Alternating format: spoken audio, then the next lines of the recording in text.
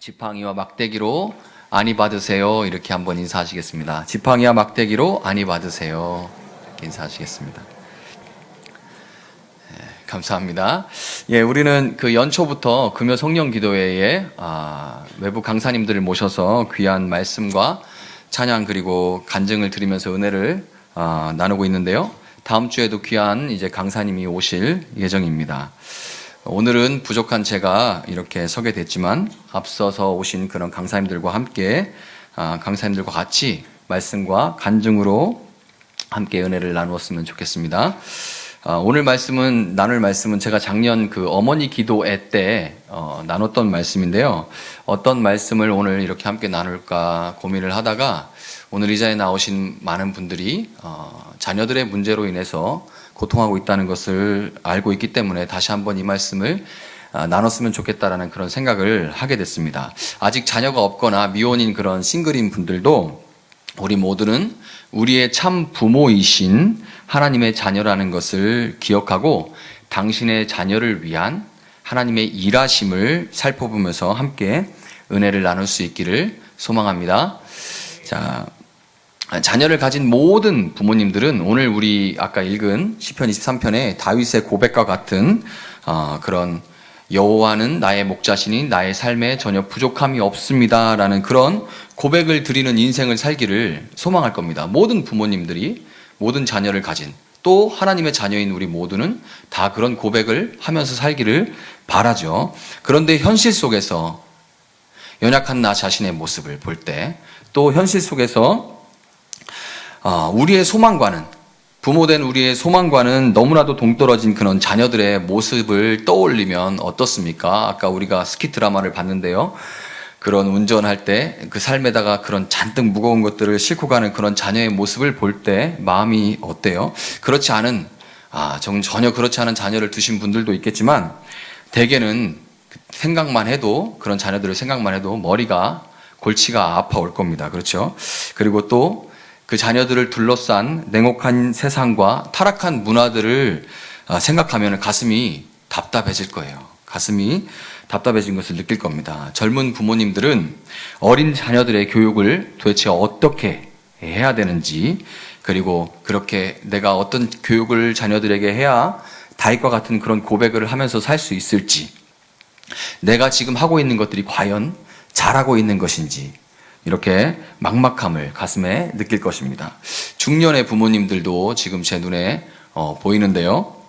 자녀들이 신앙생활을 제대로 하지 않고 있는 것이 내가 내 자녀들을 잘못 교육시켰거나 아니면 내가 신앙의 본을, 교회는 열심히 다녔는데 내가 신앙의 본을 잘 보이지 못했기 때문인 것 같아서 마음이 답답함을 느낄 때도 있을 것입니다. 또 노년의 부모님들도 계신데요. 우리 권사님들 계신데 자녀들이 번듯하게 취업을 하지 못했거나 아니면 결혼을 제때 하지 못하거나 아니면 그런 결혼을 제때 하지 못하거나 취업을 제대로 하지 못한 그런 여파로 인해서 신앙생활도 제대로 하지 못하고 있는, 더 나가서 막 교회 얘기도 하지 마세요. 막 이렇게 교회를 싫어하는 그런 현실이 다 내가 부족해서 충분히 지원을 하지 못했기 때문이라는 그런 막 자책이 들 때가 있죠. 그래서 마음이 굉장히 아픈 그런 우리 노년의 부모님들도 계실 거예요. 취업을 잘 했거나 결혼을 제때 한 그 자녀들, 취업 못하고 결혼을 못했을 때는 그 문제로 인해서 그렇게 같이 막 매달리고 그랬는데 막상 취업하고 막상 결혼하고 나니까 바쁘다고, 살기 바쁘다고 교회를 멀리하고 하나님을 멀리하는 그런 모습 때문에 어디다가 말도 못하고 속이 시커멓게 타들어가는 분들도, 그런 노년의 부모님들도 계실 줄 압니다. 젊었든지 중년이든지 노년이든지 연배와 관계없이 모든 부모님들은 자녀에 대한 걱정과 불안과 두려움을 다 가지고 있어요. 시편 23편을 읽을 때 우리 마음에 가장 먼저 다가오는 것은 뭐냐면 절대적인 평안함이죠. 시편 23편을 읽으면서 막 불안해지는 분들 계신가요? 시편 23편을 읽으면 자연적으로 대부분의 사람들은 초장이 눈앞에 펼쳐지고 그리고 평안함을 느낄 겁니다. 절대적인 그 평안함이 떠오르는 것이 시편 23편인데요. 자녀가 어리든지 다 컸든지 가정을 이루었든지 아니든지 자녀 문제에 관한 한 예수 믿는 부모님들도 평안함과는 거리가 먼 것 같습니다. 여러분, 그런데 우리 아까 읽은 그 시편 23편이 누가 썼는지 아시나요? 누가 썼죠? 다윗 썼죠. 다윗이 썼는데 다윗이 자식이 몇 명인지 아는 분 계시나요? 다윗이 자식이 몇 명인지 아는 분 계신가요? 성경에 기록된 아들만 20명입니다. 성경에 기록된 아들만 20명이고요. 다말이라는 딸도 있죠. 예, 다말이라는 딸도 있고 기록되지 않은 자녀들은 더 많았을 것입니다. 자, 여기 계신 분들 중에서 다윗보다 자녀가 많은 분 계신가요? 다윗보다 자녀가 많은 분 아마 없겠죠. 근데 다윗은 자식은 또 굉장히 많았고 이 가지 많은 나무는 바람 잘 날 없다는 말이 있잖아요. 그런 것 같이 영락 없이 이렇게 가지가 많다 보니까 바람 잘 날이 없었습니다. 말도 많고 정말 탈도 많았죠. 우리가 성경에서 읽는 얘기들 다 아실 겁니다. 그런데 이 시편 23편은 다윗이 노년에 기록한 시거든요. 그래서 인생을 돌아보면서 기록한 인생 회고록, 다윗의 인생의 정수라고 이야기할 수 있는 그런 시예요. 그 다윗의 인생 전체를 대표할 만한 그런 시이기 때문에 이 다윗의 지금 여호와는 나의 목자시니 내게 부족함이 없다 이렇게 하는 그런 고백은 다윗의 자식 농사도 포함하고 있습니다. 그렇죠? 그 고백에는 다윗의 자식 농사도 포함된 거예요. 그런데 도대체 우리네 자식 농사와도 이렇게 나을 것이 없어 보이는 다윗은 도대체 어떻게 이렇게 천하태평한 시를 지어서 노래할 수가 있었을까요? 자, 우리가 한번 다시 본문으로 돌아가서 시편 23편의 주제, 시편 23편의 주제, 그러니까 다윗이 시편 23편을 통해서 정말 하고 싶은 그 이야기는 1절하고 6절에 다 나옵니다. 이 시편 23편이 1절부터 6절까지 있는데요. 다윗이 진짜 하고 싶은 얘기는 1절과 6절에 다 나와 있어요. 1절에서 뭐라고 얘기해요? 여호와 하나님이 내 목자시기 때문에 내게는 부족함이 없습니다 라고 이렇게 얘기를 하죠. 그 다음에 6절에는 뭐라고 그래요? 내가 부족함이 없는 것은 내 목자이신 여호와 하나님의 뭐 때문이라 그래요?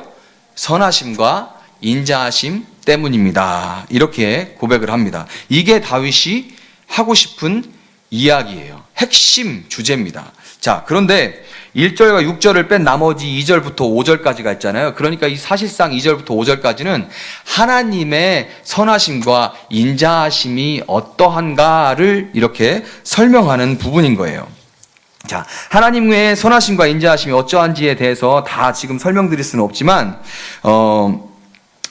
사람의 몸에서 허리가 굉장히 중요한 것처럼 허리가 굉장히 중요하죠. 가운데 있으면서 위와 아래를 이어주고 힘을 내게 해주잖아요. 그것처럼 시편 23편의 중앙을 차지하는 4절에서 이 하나님의 선하심과 인자하심에 대해서 가장 잘 드러나요.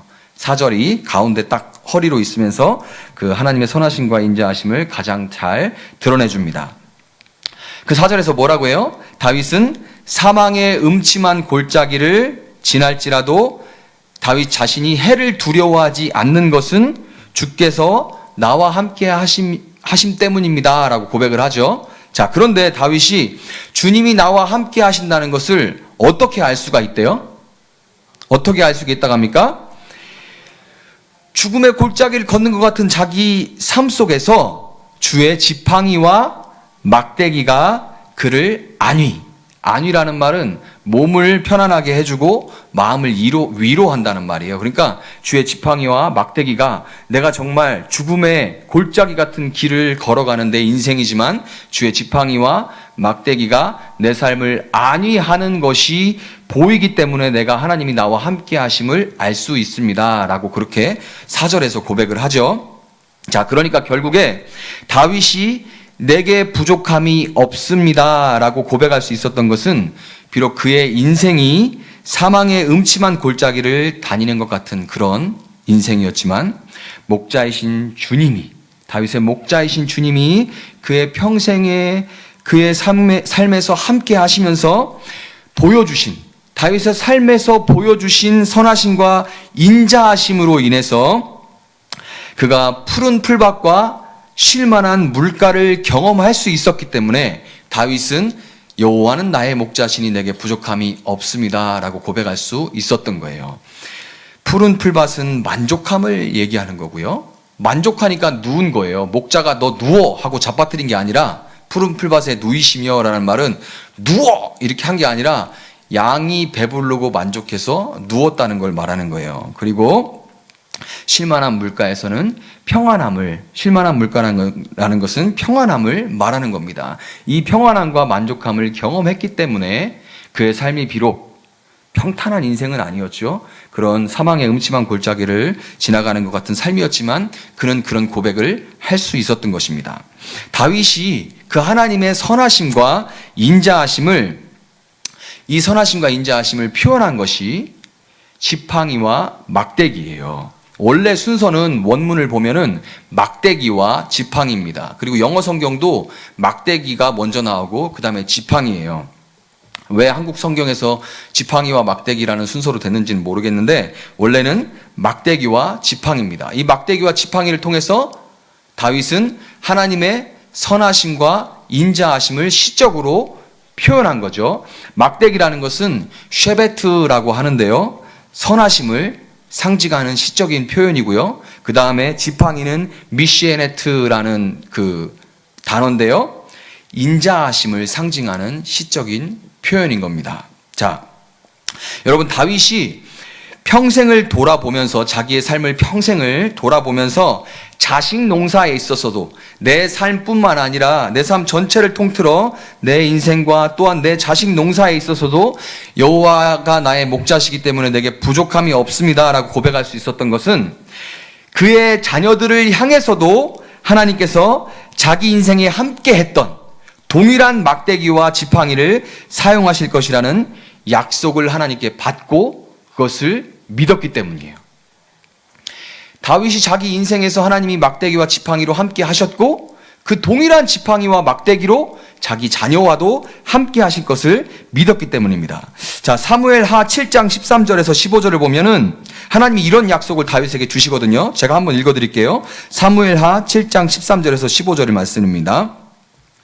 그는 내 이름을 위하여 집을 건축할 것이요 나는 그의 나라 왕위를 영원히 견고하게 하리라. 나는 그에게 아버지가 되고 그는 내게 아들이 되리니 그가 만일 죄를 범하면 내가 사람의 매와 인생의 채찍으로 징계하려니와 내가 네 앞에서 물러가게 한 사울에게서 내 은총을 빼앗은 것처럼 그에게서 빼앗지는 아니하리라. 아멘.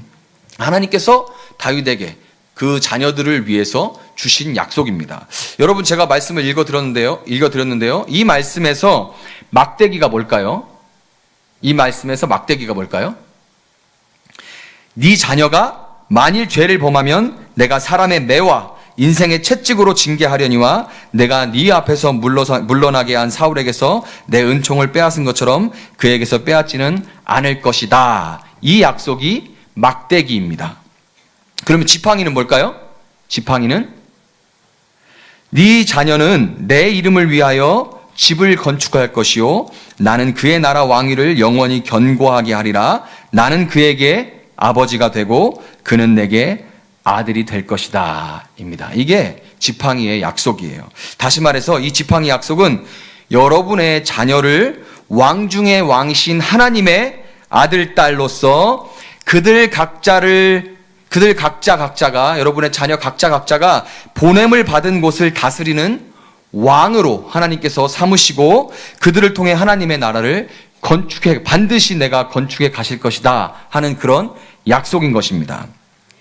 여러분 제가 이제 지금 막대기가 하나님의 선하심을 의미한다고 제가 말씀드렸죠. 선하다. 또 가끔은 이제 좋다, 좋으신 하나님, 선하신 하나님. 우리말로는 조금 다르게 느껴지지만 원어에는 똑같은 얘기입니다. 선하신 하나님, 좋으신 하나님. 좋다, 선하다. 이게 이제 히브리 말로 원어로 토브라고 하는데요. 이 착하다는 말은 선하다는 말은 우리가 일반적으로 생각하는 착하다는 뜻이 아닙니다. 여러분 하나님이 착하신가요? 하나님 착하세요? 우리가 일반적으로 생각하는 착하다는 개념으로 하나님 보면 하나님 절대 안 착합니다. 하나님이 안착할 때 엄청 많아요. 굉장히 심술궂은 것처럼 느껴질 때가 많습니다. 그리고 정말 대답을 안 하시는 때도 많고, 왜 이렇게 하시는지 이해 못할 때도 있고, 아플 때도 있고, 괴로울 때 엄청나게 많죠. 그 하나님을 정말 여러분 하나님 착해요 라고 말하실 수 있는 분 있나요? 정말 하나님 안착할 때 많습니다. 우리 개념에 착하다는 그런 개념으로요. 이 선하시다는 말은 우리가 생각할 때 참 너 착하다라는 그런 뜻이 아니라요, 하나님의 구원 계획에 대한 그런 하나님의 성실하심을 의미하는 게 선하다는 말의 뜻이에요. 하나님의 구원 계획에 대해서 하나님이 성실하고 신실하게 일하신다는 말이 선하다는 말의 뜻입니다. 우리는 대부분 형통하다라는 말의 대명사로 누구를 떠올리죠? 형통하다 하면 딱 떠오르는 사람이 한 명이 있는데 누구죠? 요셉이죠. 요셉이 딱 떠오르는데, 전에 많은 목사님들이 요셉이 수많은 어려움들을 극복하고 총리가 된 것처럼 형통한 삶을 누리라는 그런 축복을 많이 하셨어요. 설교 끝에 그런 축복을 많이 하셔서 많은 부모님들이 요셉의 형통을 내 자녀도 받기를 기도한 적이 많습니다. 그런데 여러분 한번 잘 보세요. 정말 여러분의 자녀가 요셉과 같은 축복을 받기를 원하십니까? 제가 이렇게 물어보니까 뭔가 찝찝하지만 사실 또 총리가 되기는 좋은 것 같고 막 그러죠. 그런데 정말 여러분의 자녀들이 요셉처럼 팔려가고 누명 써서 강간범도 아니라 강간 미수범이 되고 감옥 가고 그런 축복을 받으셨으면 좋겠습니까? 그런 형통함을 누렸으면 좋겠어요? 원하세요? 그 끝이 총리라는 걸 아니까 좀 참어 이렇게 얘기할 수도 있지만, 모르면, 저는 안다고 해도 싫습니다. 저는 총리 안 하고 말지 제 자녀가 그런 삶을 사는 게 싫어요. 저는 그냥 평범하게 살라고 얘기하고 싶습니다. 그런데 이 성경이 말하는 형통이라는 것은, 요셉의 삶이 형통하다라고 말할 때 형통이라는 것은 우리가 생각하는 그런 잘 되는 그런 번영, 그것을 이제 히브리 원어에서는 살레아흐 이렇게 말하는데요. 그게 우리가 생각하는 그런 번영입니다. 잘 되고 그런 거. 그런데 성경에서 형통하다라고 말할 때는, 요셉이 나올 때는 다 살레아흐라는 말이 안 나오고 재미난 말이 하나 나오는데, 그게 뭐냐면 짤레아흐라는 말이 나와요. 이건 뭐냐면 같은 형통이라는 말이지만 뜻이 달라요. 우리가 생각하는 잘 되는 그런 형통이 아니라 하나님의 뜻이 그의 삶에 그대로 이루어지고 있다, 그런 의미입니다. 아멘입니까? 그런 뜻이에요. 하나님의 뜻이 요셉의 삶에 그대로 이루어지고 있다 하는 것이 그런 번영의, 형통함의 의미예요. 그러니까 요셉이 형통했다는 말은 요셉의 삶을 통해서 이스라엘의 구원 계획이 착착 진행되고 있었다는 그런 의미입니다. 이 말을 오해하면은 하나님께서 요셉이 노예로 팔리게 하시고, 그 다음에 하나님께서 요셉을 누명 쓰고 감옥에 갇히게 하셨다는 그런 함정을 파가지고 요셉이 그런 고난을 당하도록 디자인하셨다는 그런 뜻으로 들릴 수도 있는데, 그런 말이 아니라 하나님이 요셉의 가정 가운데 개입하셔서 요셉이 그런 형들을 아버지에게 일러 바치는 그런 미숙한 모습이 있었죠. 그리고 요셉의 가정이 이렇게 엄마들이 많다 보니까 서로 막 그 아버지가 아들들을 대놓고 막 차별하는 그런 편애하는 기형적인 구조가 있었고, 그로 인한 엄청나게 서로 미워하고 질투하는 그런 일들이 있었죠. 이런 기형적인 야곱 가정의 모습. 그리고 내시인 보디발은 내시예요. 왕궁에, 그 당시 이집트에서 왕궁에 일하는 사람들은 다 내시였습니다. 왕비 근처에서 일하는 사람들은 다 내시였습니다. 그러니까 보디발의 아내는 욕구불만이 있었겠죠. 그러니까 남편과 그리고 욕구불만에 가득 찬 부인, 이 사이에서 복잡한 인간 관계 속에서, 이런 복잡한 세상사의 악한 일들 가운데서 하나님이 묵묵하게 요셉의 삶 가운데서 구원을 이루어 가셨다는 그런 뜻입니다. 하나님의 구원하시는 선한 일하심은 개인의 삶 속에서는, 요셉이라는 개인의 삶 속에서는 대개, 그리고 우리 일반적인 사람들의 개인의 삶 속에서는 대부분 우연인 것처럼, 마치 우연처럼 보여요. 요셉이 굴에 빠졌는데, 형들이 던져서 굴에 빠졌는데 마침 누가 지나갑니까? 미디안 상인들이 지나가요. 마침 우연히 미디안 상인들이 지나갑니다. 그 많은 사람들 중에서 하필이면 바로의 신하 친위대장 보디발의 집에 팔려간 그런 우연이 있죠. 하필이면 거기에 팔려간 그런 우연이 있고요. 강간 미수범이 정치범 수용소에 갇히는 우연이 있지요. 그리고 요셉이 사물을 보고 있는 감옥에 왕의 술 맡은 자와 떡 맡은 자가 들어온 그런 우연들이 있습니다. 숱한 이런 우연들이 모여서 요셉은 이스라엘 땅의 한 목동에서 대제국 애굽의 총리가 되고, 하나님은 요셉을 통해 이스라엘을 가뭄에서 건져내시고 타락한 가나안 문화에서 구별하셔서 애굽 땅 고센 지역에 모여 살게 하면서 큰 민족이 되도록 만들어 가셨던 것입니다. 여러분, 하나님의 그 선하심을 의미하는 이 막대기는 성경에서 주로 하나님의 구원 사역을 위한 교정과 훈련의 상징으로 쓰여요. 막대기는 하나님의 구원 계획을 위한 선하신 그 하나님의 계획을 위해서 교정하고 훈련하는 그런 상징으로 쓰이는데요.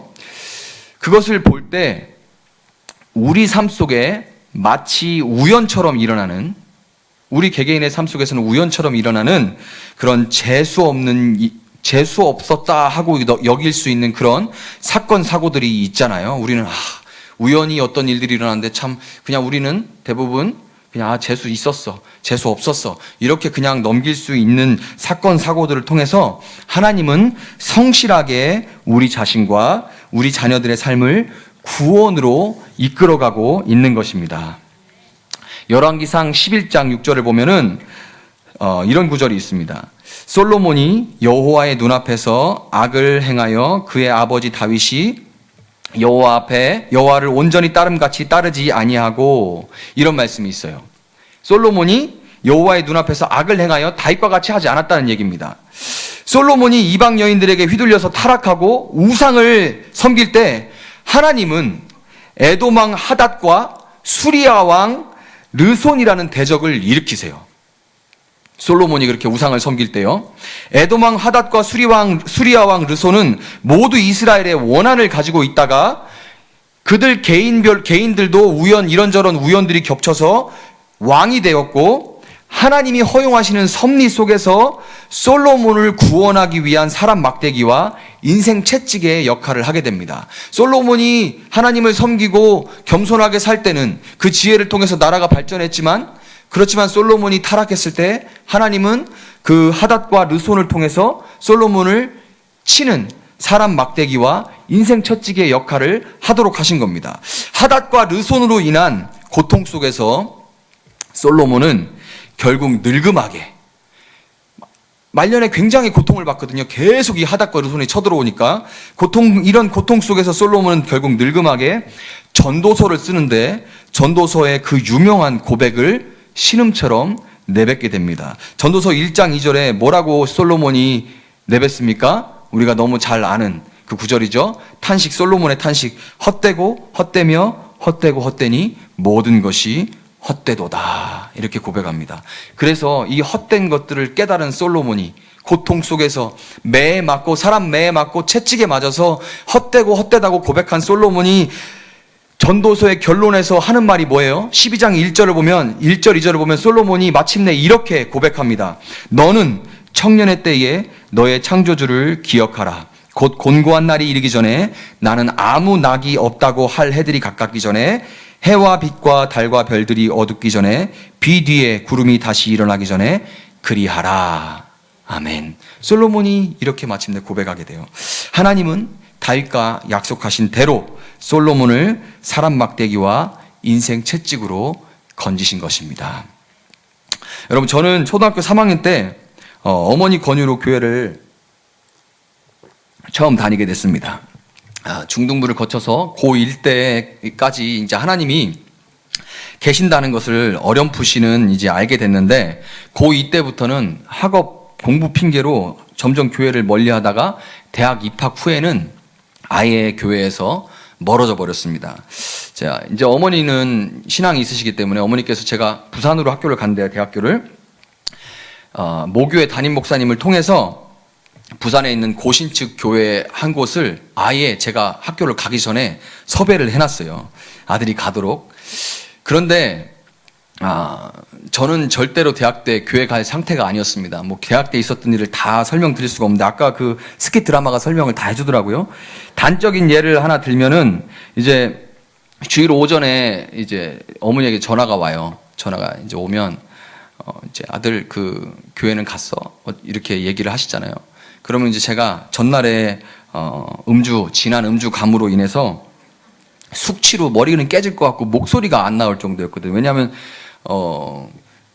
제가 이제 찬양 인도도 하잖아요. 그래서 가끔 어떤 분들이 목사님 참 찬양을 잘하시네요. 목소리가 참 좋아요라 하는데 제가 노래방에서 득음을 했거든요. 그래서 너무 멀리 나가면 안 되는데 그래가지고 그때 전화가 이제 어머니에게 오면 목소리는 안 나오고 머리는 깨질 것 같으니까 지금 기도 중에 나중에 전화 드릴게요. 그러고 잤습니다. 이게 이제 단적으로 그랬어요. 대학교 상태가 그랬습니다. 전 목사입니다. 그런데 제대 후에 이제 호주 어학연수를 가려고 준비를 했어요. 그래서 알바를 열심히 했습니다. 돈을 모으고 있었는데 근데 호주 어학연수를 다 준비하고 나서 한 달 전쯤에 우연히 갑자기 이런 생각이 들었어요. 연수가 끝나고 난 다음에 한번 여행은 가지 않아야 되나? 그러면 유럽이 좋잖아. 이런 생각이 들었어요. 그래서 갑자기 호주에서 영국으로 목적지를 바꾸게 됐습니다. 그런데 그때 우연히 같은 과 재수한 친구가 영국 연수 중에 어학연수 중이라는 얘기를 또 듣게 됐어요. 우연히. 그래서 그게 생각나가지고 연락을 했더니 그 친구가 기다렸다는 듯이 자기가 영국에서 방을 임대하고 있는데 공부하면서 방을 영국에서는 이제 집값이 싸니까 집 전체를 하나 집 주인에게 빌려가지고 방방방 이렇게 방을 내주면서 돈을 조금 벌고 하는 그런 일들이 있거든요. 방을 자기가 이렇게 집 전체를 빌려서 방을 임대하고 있으니까 한 방 지금 마침 빈다. 빨리 와라. 이렇게 연락이 왔어요. 그래서 아무 생각 없이 영국으로 방향을 틀어서 가게 됐습니다. 어머니가 이제 제가 영국으로 가게 되는데 그 배낭을 20kg를 딱 짜게 돼 있어요. 20kg를 아주 엄격하게 따지더라고요. 그런데 그래서 막 고민 끝에 겨우 20kg를 짜놨는데 가방을 메고 공항으로 출발을 하려고 하는 느낌이 쎄한 거예요. 열어보니까 어머니가 거기다가 이만큼 두꺼운 성경 1kg도 되는 거를 성경을 가방에 넣는 그 배낭에 짜증이 막 올라와가지고 성경을 침대에다 확 집어 던져버리고서 제가 그 가방을 메고서 공항으로 갔거든요. 그래서 영국에 도착했는데 가서 보니까 제가 연락했던 그 친구가 여자친구하고 동거를 하고 있더라고요. 그 집에서. 그리고 그 집도 자기 명의로 빌린 게 아니라 그 여자친구가 빌렸습니다. 그래가지고 그 여자친구는 저를 모르잖아요. 그러니까 저는 그 친구 믿고 갔는데 그 친구는 저에게 돈을 다 받습니다. 저는 좀 이렇게 좀 도움을 얻을 줄 알았는데 돈을 다 받고 돈은 돈대로 다 내고 비싸게 친구는 완전히 지금 그 영국에서 아르바이트 하면 돈을 많이 주거든요. 한국보다. 그러니까 그거 일하다가 돈독이 올라가지고 일만 하느라고 저는 친구를 만날 일이 없었어요. 그렇게 생각을 하고 있었는데 그 집도 정말 준비 없이 갑자기 가다 보니까 제가 끊어놓은 학원에서 2시간이 걸렸습니다. 버스로 2시간이. 도저히 2시간씩 왔다 갔다를 못 하겠더라고요. 그래서 자전거를 구입해가지고 새길로 다니니까 1시간 만에 가게 됐습니다. 자전거를 이렇게 구입을 하니까 자전거를 구입한 겸 지도 들고서 한인타운을 찾아갔어요. 자전거 타고. 그런데 우연히 한인타운의 슈퍼 앞에서 전도지를 받았습니다. 한인교회 전도지를 받았어요. 한국이었으면 그 전도지를 버려버렸겠죠. 보는 앞에서 버립니다. 저는 그때 교회를 굉장히 싫어해가지고 전도지를 받았는데 거기서는 객지라 그런지 좀 모아해가지고 그걸 지갑에 넣었어요. 전도지를 지갑에 넣고 당시 영국에 8월이었는데 100년 만에 폭염이 찾아왔습니다. 매일 반팔. 영국 사람들은 다 훌렁 벗고 살고 있고 저는 매일 반팔과 반바지만 입고 살았는데 우연히 어느 날 아침에는 갑자기 날씨가 쌀쌀했어요. 다른 날에 비해서. 그래서 안 입던 긴 옷을 다 꺼내 입고 여기까지 덮는 긴 옷을 꺼내 입고 여기다가는 영어 공부한다고 그때 당시에 CD MP3 가방을 이렇게 메고 그리고 귀에 꽂고서 자전거를 타고 학원을 가는데 뒤에서 덤프트럭이 와가지고 저를 친 거예요, 자전거를. 그 정말 날아갔습니다. 정말 사람이 날 수 있다는 걸 알았어요. 날았는데, 그런데 머리는 팔에 이렇게 부딪히고 배는 CD 가방이 보호해줘서 크게 안 다쳤어요. 그런데 물론 여기는 지금도 흉터가 남아있지만 싹 다 벗겨졌습니다. 아스팔트에 깔았으니까.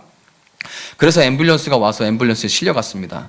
그런데 경찰이 저에게 이 어디서 본지 모르는 동양 사람이 다쳐서 병원에 왔는데 그 신원 조회를 해야 되잖아요. 그런데 뭐 저에게 뭐 말을 하는데 영어로 막 말을 하잖아요. 당연히 영국 사람이니까. 근데 제가 영어를 잘 못해서, 그리고 문법만 한국에서 하다 보니까 무슨 말인지는 대충 알겠는데 제가 말을 하려다 보니까 이게 1형식인지 2형식인지 3형식인지 그것 때문에 말을 못 하겠는 거예요. 내가 말하려고 하면 영국 경찰은 막 답답해가지고 나중에는 자기 가방을 막, 제 가방을 자기가 뒤져서 지갑을 꺼냈는데 그 지갑 속에 전도지가 들어있었습니다. 그래서 그 전도지를 가지고 한인교회에다 전화를 한 거예요.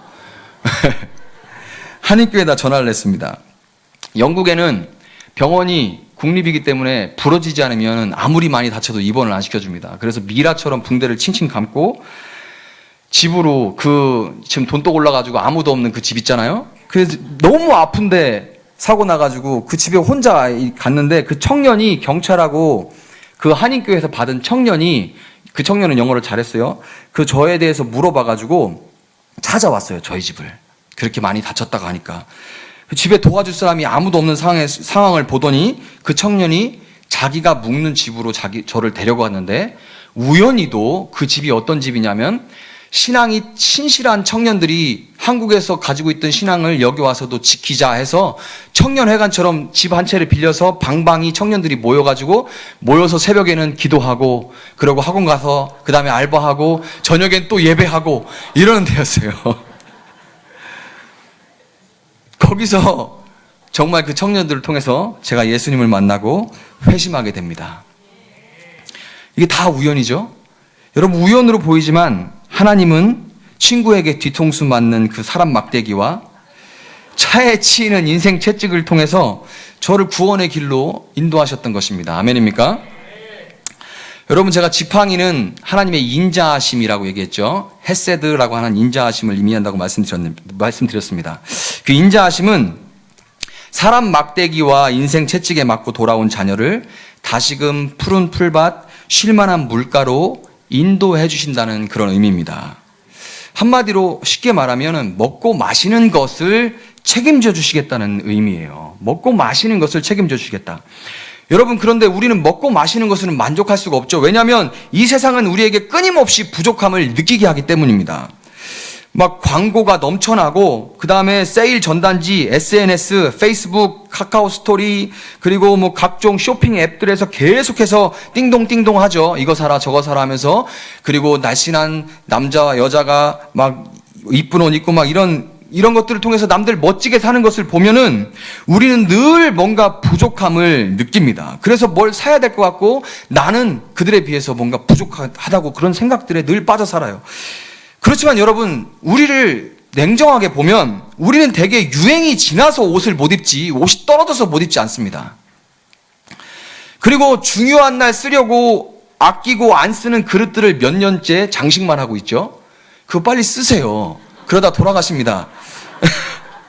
여러분, 우리는 우리 생각보다 가난하지 않습니다. 만약 제가 이렇게 말씀드렸을 때, 아이고 모르는 소리 마시오, 이렇게 여러분 마음속으로 지금 저는 가난합니다 라고 생각하고 있으시다면은 저와 함께 조용히 아프리카에 며칠 다녀왔으면 좋겠습니다. 여러분, 우리 삶이 지금 가벼운지 무거운지 보려면 집에 가서 여러분 살림을 한번 보시면 됩니다.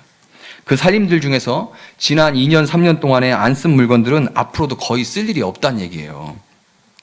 그것들 필요한 사람들에게 흘려보내시는 여러분 되기를 주님의 이름으로 축원드립니다. 흘려보내시면 반드시 또 들어오게 되어 있어요.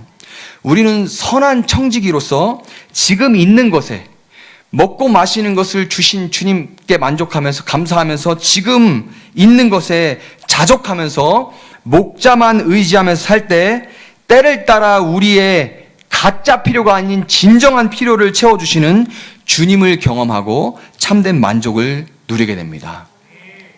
이것을 경험하느냐 경험하지 못하느냐의 차이가 바로 세상과 다른 구별된 하나님의 나라를 살아내느냐 그렇지 않느냐의 차이인 거예요. 여러분, 사도 바울은 디모데전서 6장 7절 8절에서 우리가 세상에 아무것도 가지고 온 것이 없음에 또한 아무것도 가지고 가지 못하리니 우리가 먹을 것과 입을 것이 있은즉 족한 줄로 알 것이니라 라고 말씀합니다. 아멘입니까? 여러분, 더 가지고 쌓아두라고 24시간 왕왕거리고 떠드는 그런 세상 속에서 사도 바울의 고백과 같이 사는 것은 철저하게 좁은 길을 걸어가는 것을 의미합니다. 철저하게 좁은 것을, 너는 부족해, 더 채워야 돼, 뭔가 더 가져야 돼, 채워야 돼 하는데, 아니야, 나는 풍족해, 나는 부족함이 없어, 나는 주님께서 내 먹을 것과 마실 것을 책임져 주셔라고 고백하고 사는 것은 완전히 좁은 길을 걸어가는 거예요. 그러니까 결국에 지팡이라는 것은 주님께서 막대기를 통해 주님 앞에 나온 자녀들이 좁은 길을 걸어가며 하나님의 나라를 살아내도록 인도하신다는 뜻인 것입니다. 아멘입니까?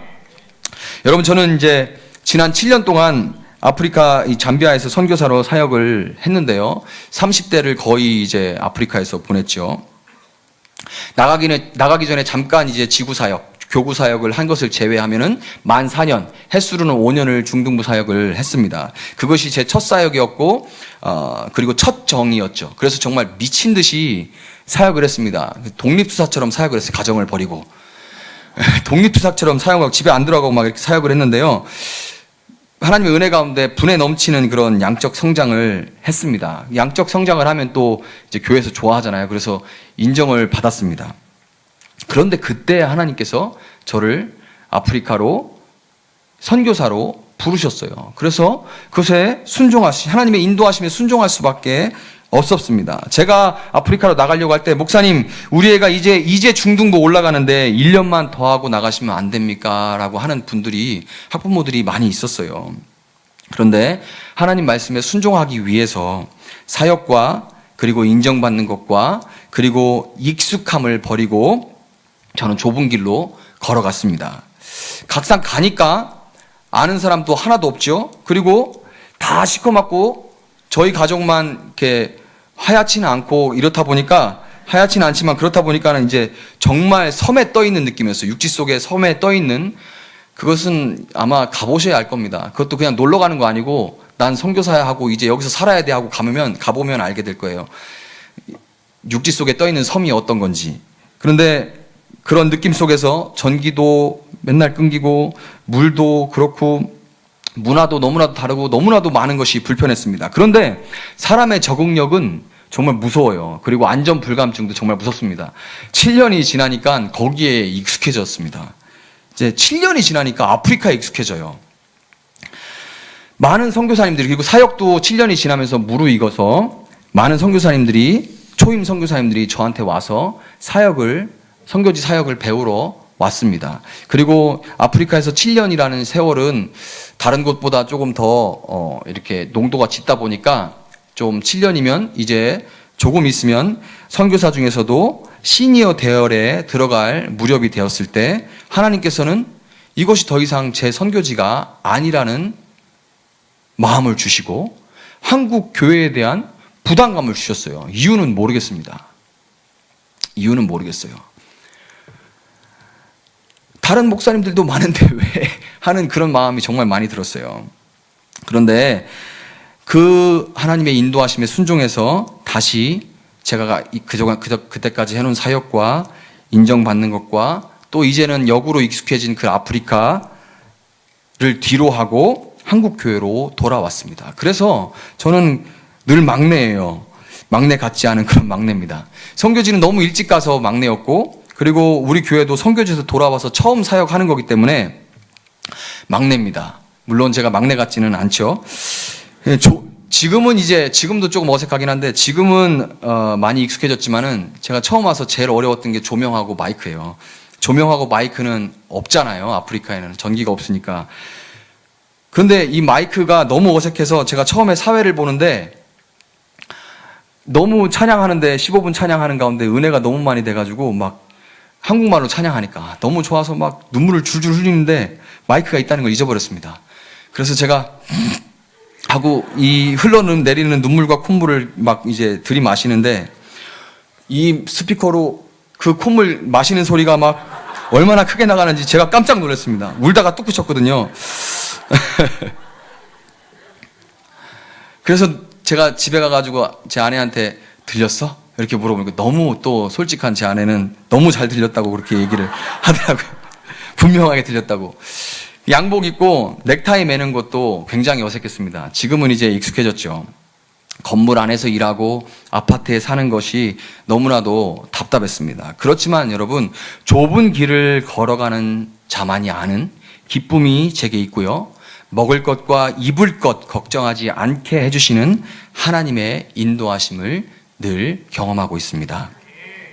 여러분, 다윗의 자녀들을 통해서 하나님의 나라를 이루어 가시겠다는 그 하나님의 약속은 솔로몬 때부터 휘청거리기 시작하더니 그 아들 르호보암에 이르러서는 벌써 왕국이 둘로 갈라져 버리고 결국 북왕국 이스라엘은 아수르의 손에, 남왕국 유다는 바벨론의 손에 멸망하면서 그 왕위는 결코 견고하지 못했습니다. 여러분, 결국 영원한 하나님의 나라는 다윗의 자손으로 오신 예수 그리스도에 의해서만 세워진다는 것을 믿으시기를 주님의 이름으로 축원합니다.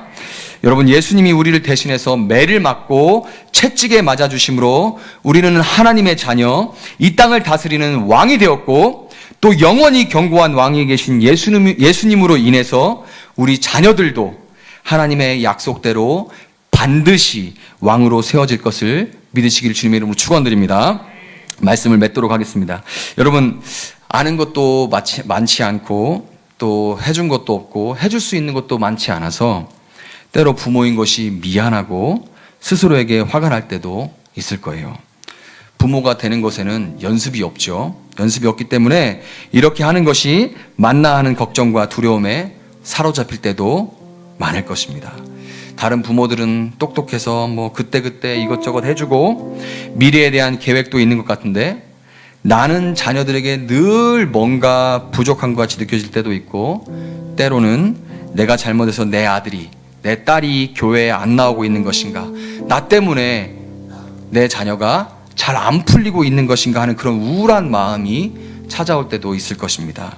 그러나 여러분, 아무것도 제대로 하지 못해서 이곳에 와서 눈물을 흘리고 기도하고 있다면 여러분 정말 잘하고 있는 것입니다. 아멘입니까? 그것만으로도 충분히 부모 자격이 있는 줄 믿습니다. 왜냐하면 하나님은 여러분이 자녀를 위해 흘리는 그 눈물을 통해서 여전히 일하고 계시기 때문입니다. 저희 집은 많이 가난했고 제 어머니는 저 어릴 때부터 야쿠르트 배달을 하셔가지고 어린이집도 없을 때 저는 5살 때부터 위로는 지능이 모자란 형과 아래로는 그 어린 동생을 돌보면서 집을 지켜야만 했어요. 바쁜 어머니는 저에게 해줄 수 있는 게 많지 않았습니다. 그럼에도 불구하고 제가 그 영국에서 처음 예수님을 만나고 그동안의 삶을 회개할 때, 제가 그때 간절하게 그렇게 기도할 때 제 생전 처음 본 환상이라고 말하면 뭐하고요, 제 앞에 기도하는 가운데 한 장면이 딱 떠올랐는데요. 저는 그 전에 그런 것을 경험해 본 적이 한 번도 없는데 한창 회개할 때 제 눈앞에 한 그림이 보였는데, 그 그림은 제 모교회 지하 기도실에서 눈물로 기도하시는 어머니의 뒷모습이었습니다. 간절히 기도하고 계신 모습이었는데 그 모습을 보면서 저는 즉시 그 기도가 바로 저를 위한 것이라는 것을 바로 깨달아 알 수가 있었어요. 그냥 보는 순간 알 수 있었습니다. 여러분, 그 어머니의 기도를 들으시고 선하신 하나님은 저를 향해 막대기를 드셨던 것입니다. 아들이 목회자가 되고 선교사가 되면서 어머니는 무릎을 꿇지 않으면 간절함이 더해지지 않는다고 고집스럽게, 그렇게 좀 하지 말고 편하게 앉아서 기도하세요 라고 말씀드려도 고집스럽게 무릎을 꿇고 기도하시더니 결국 양쪽 무릎을 다 수술해야만 하도록 하나님 앞에 정말 그렇게 무릎을 꿇으셨습니다. 그 기도를 들으시고 하나님은 지금도 인자하심 가운데 저를 계속해서 좁은 길로 인도하셔서 하나님의 나라를 증거하게 하고 계신 것입니다. 여러분, 하나님은 여러분을 부모로 부르셨고 여러분의 자녀들을 위해 세상 누구보다 강력하게 기도할 수 있는 힘을 주신 줄 믿습니다. 여러분 약할 수도 있지만 여러분의 기도를 통해서 여러분의 자녀의 삶 속에서 막대기와 지팡이로 일하시는 하나님은 강하시다는 것을 믿으시고 끝까지 낙심하지 말고 기도하심으로 자식 농사에 승리하시기를 주님의 이름으로 축원합니다. 노년에 우리 부모님들도 계신데요, 내 생전에 과연 내 자식이 교회 나와 예배하는 것을 볼 수 있을까 하는 그런 두려움을 떨쳐버리시고 기도하시기를 바랍니다. 서로 여러분이 생전에 볼 수는 없을지도 모르고 돌아가신 이후라도 하나님은 영원히 그들의 참 부모가 되어주셔서 그들을 구원의 길로 인도하실 줄 믿습니다. 아직 자녀가 없거나 미혼인 분들도 여러분의 참 부모이신 하나님께서 여러분의 평생의 선하심과 인자하심으로 함께 하심을 믿음으로 끝까지 기도하고 또 기도 가운데 주시는 더 큰 믿음을 가지고 하나님의 자녀로서 여러분의 인생 농사를 승리하시고 또한 다윗과 같이 만족함과 평안함을 누리시는 여러분 한 사람 한 사람이 되시기를 주님의 이름으로 축원합니다.